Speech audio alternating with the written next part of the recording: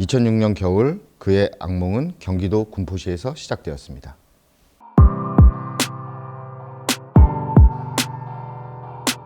(2006년 12월 13일) 저녁 9시가 넘은 시간, 강호수는 모자를 눌러 쓰고 군포시 금정동에 있는 어느 건물의 지하 노래방으로 막 들어서고 있었습니다.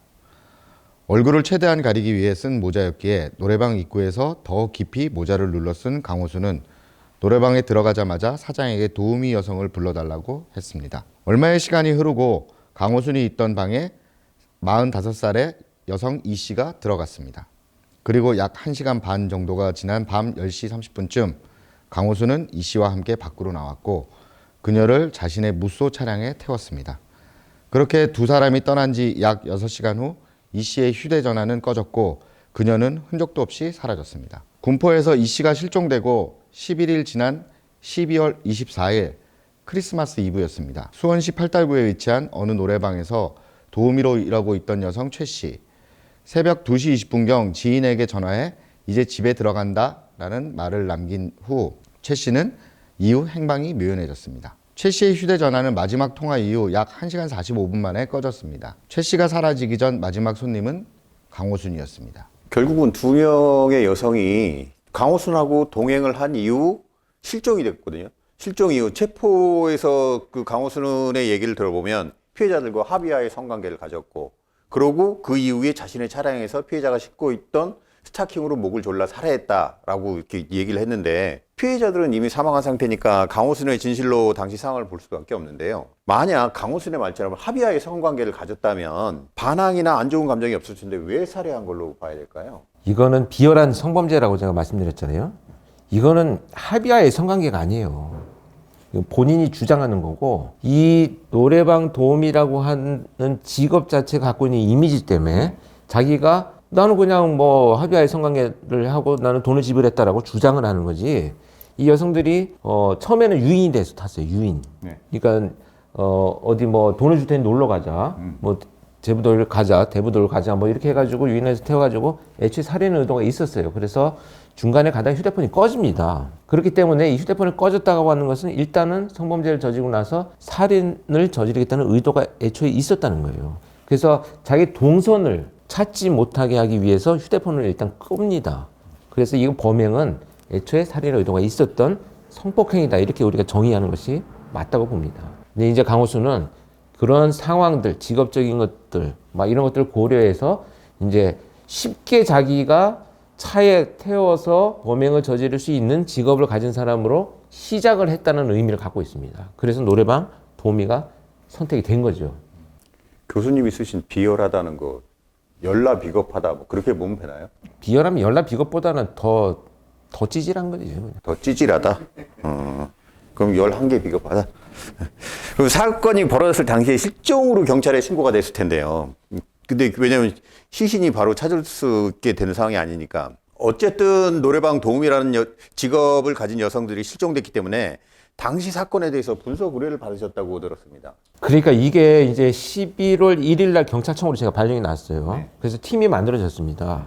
그런데 그때 서울지방경찰청에서 네. 정남규 사건을 지휘했던 형사과장이 네. 승진을 해갖고 경기지방경찰청 수사부 차장으로 가셨어요. 네. 그런데 가고 나서 저는 경찰청으로 갔고 12월 13일에 이 첫 번째 실종 나고 두 번째 실종이 나고 나서 보고가 된 거예요. 노래방 도우미가 2명이나 실종됐다. 그러니까 지금 이 지휘관은 서울경찰청에 있으면서 벌써 연쇄살인을 경험을 했고 지휘를 했었잖아요. 그런데다가 이제 사회적 분위기가 지금 굉장히 그때 예민하던 시기다 보니까 2명의 실종 사건이 동일한 직업에서 일어나니까 이건 뭔가 포착할 만한 필요가 있다라고 판단이 되어가지고 이 2건 발생한 실종 사건으로 저한테 요청이 왔었어요. 야, 지금 경기청에 2건의 실종 사건이 있다. 빨리 좀 와야 되겠다. 내가 청장하고 본청의 수사국장한테 보고를 할 테니 일단 와라. 라고 해서 팀원들하고 이제 그 자료를 받아가지고 검토를 하고 내일이나 모레쯤 출장을 가려고 기다리는데 그 다음날 아침에 회의를 하고 있는데 전화가 왔었어요. 야, 찾아보니까 한 건이 더 있다. 급히 와야 되겠다. 그래서 이거 사건을 분석하고 뭐 할 저기도 없이 그냥 서류를 다 들고 그대로 수사본부로 투입이 됐었던 사건입니다. 그때는 이제 경기지방청 프로파일러가 있었고요.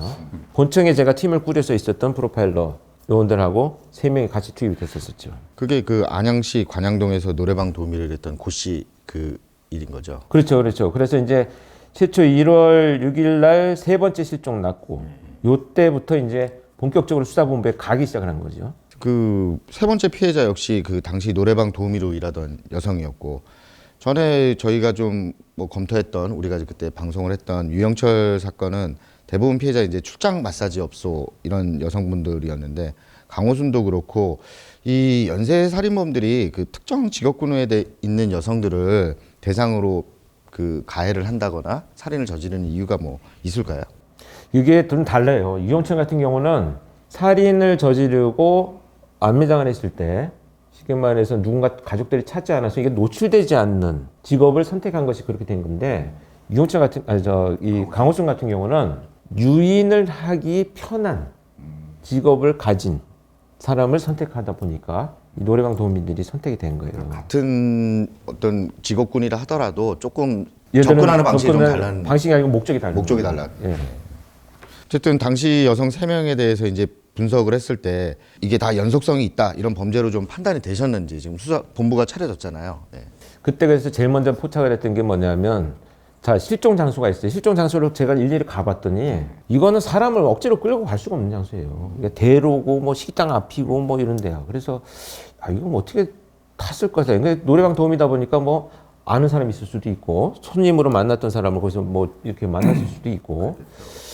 그래서 어찌됐건 이제 그 장소들은 강제성은 없다. 첫 번째. 그러면 이제 좀 연관성이 있을 것이다. 두 번째, 공교롭게도 3명의 실종이 발생을 하고 나서 일정 시간이 지나서 어떤 방향으로 가는 쪽에서 휴대폰이 꺼져요. 그게 어디냐면 제부도로 가는 쪽이었어요. 그래서 누군가 아는 사람이 노래방 도우미를 유인을 해서 제부도 쪽에 놀러 가자라고 호의로 동승을 시켜가지고 가는 와중에 휴대폰을 끈 다음에 동선 파악을 하지 못하게 하고 나서 범행을 저지르고 시신은 어디 매장했을 것이다. 이게 이제 첫 번째 추론이었어요. 그래서 지도를 큰 걸 갖다 놓고 다 그 실종 장소, 그 다음에 휴대폰 꺼진 장소, 그 다음에 그 도로가 연결되는 곳을 봤더니 한 곳으로 연결이 되고 있었어요. 그래서 이건 저는 노래방을 주로 많이 다니던 사람이라는 1차 수사팀에서 그 수색 대상이 있었죠. 당시 경찰은 이제 수사하고 분석팀하고 이제 다른 방향을 하고 있었다는 얘기 있는데, 수사팀에서는 이게 그 변태적 성범죄 소행으로 보고 그 관련된 용의자를 검거하고 알리바이 확인하고 풀어줬다고 하는데, 분석팀에서도 이 같은 결에 대한 해석을 하셨나요? 일단은 그 피해자들의 직업이 공통되게 나타나다 보니까 면식범, 그러니까 면식범이라고 하는 개념이 다양하지만 손님으로 자주 왔던 사람들, 그 중에서도 좀 뭐 정상적이지 않은 어떤 사고 체계를 갖고 있는 사람이지 않나 이렇게 판단을 해가지고, 이때 저도 사실 체면 수사를 엄청 했었어요. 왜냐하면 이제 그 노래방이 좀 그래도 어둡고 또 술이 취한 상태 뭐 이런 경우들이 있다 보니까 그 얼굴을 잘 기억하지 못하는 경우들이 있어가지고 좀 이상한 그 성적 행위를 한 사람들을 이제 몽타주를 그려야 되는데, 다른 노래방 도우미들이 와가지고 그 몽타주 그리는 걸 굉장히 힘들어했어요. 그래서 제가 심지어 하루에 3명, 4명 이상씩 체면 수사를 해가지고 기억을 해상하고 몽타주를 그리고 뭐 이런 작업들을 해서 초창기에는 사실은 특정 직업 대상 연쇄살인으로 판단을 했었었죠. 이렇게 이제 연속성, 연쇄성 뭐 두 가지를 다 놓고 의견이 분분하긴 했습니다만 결국 이제 수사는 계속 진행이 됐고요. 또 그렇게 수사가 전개되는 과정에서 피해 여성들이 더 실종되기 시작을 합니다.